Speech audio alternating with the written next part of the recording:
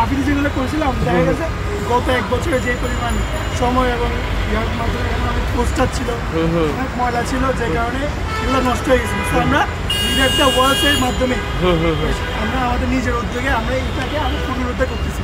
আমরা মূলত হচ্ছে যে 2024 সালে যে সংস্কার হয়েছিল তার হচ্ছে পুনরুত্থান করার জন্য এই কাজগুলো করছি। আমরা চাচ্ছি নতুনভাবে হচ্ছে রংতুলির মাধ্যমে এটাকে নতুনত্বের ছোঁয়া দেওয়া যেন আগামী প্রজন্ম আমাদের পরে তরুণরাও হচ্ছে যে তরুণদের মাঝে এটা বাঁচিয়ে রাখতে পারি।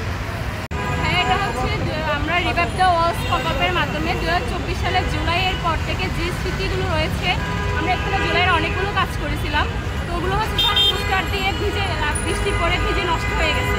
তো এগুলো আমরা নতুন করে আবার উজ্জীবিত করতেছি রং করে, বিভিন্ন তরুণ এবং পুরাতন শিল্পীদেরকে এনে, যাতে আমরা এই জিনিসগুলো সবার মাঝে ছড়িয়ে দিতে পারি এবং আগামী প্রজন্ম জানতে পারে যে এই চিত্রগুলোর পেছনে অনেক গল্প রয়েছে, আমাদের নিজেদের কষ্ট প্লাস মানুষের জুলাই বিপ্লবের যে প্রোগ্রামটা ছিল, এইগুলো যে আমরা এই চিত্রের মাধ্যমে তুলে ধরতেছি, এগুলো যাতে তরুণরা জানতে পারে। তাই আমরা পুরনো এই ক্যাম্পাসগুলোকে আমরা নতুন করে উজ্জীবিত করতেছি। আমরা গত বছরে এগুলো করেছিলাম, কিন্তু এখানে বিভিন্ন রকম ব্যানার পোস্টার লাগিয়ে এগুলো সবগুলো মুছে দেওয়া হয়েছে, যেগুলো দেখা যাচ্ছে না।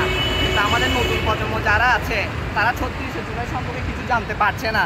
এগুলো যখন ওরা দেখছে না, আমরা তাই এগুলো আবার পুনরুদ্ধার করে আবার নতুন করে যা ছিল তা আর্ট করতেছি। আবার সবার কাছে একটা অনুরোধ থাকবে, কোচিং সেন্টার আর যা দলীয় দল আছে তারা যাতে আর পোস্টার না লাগায়।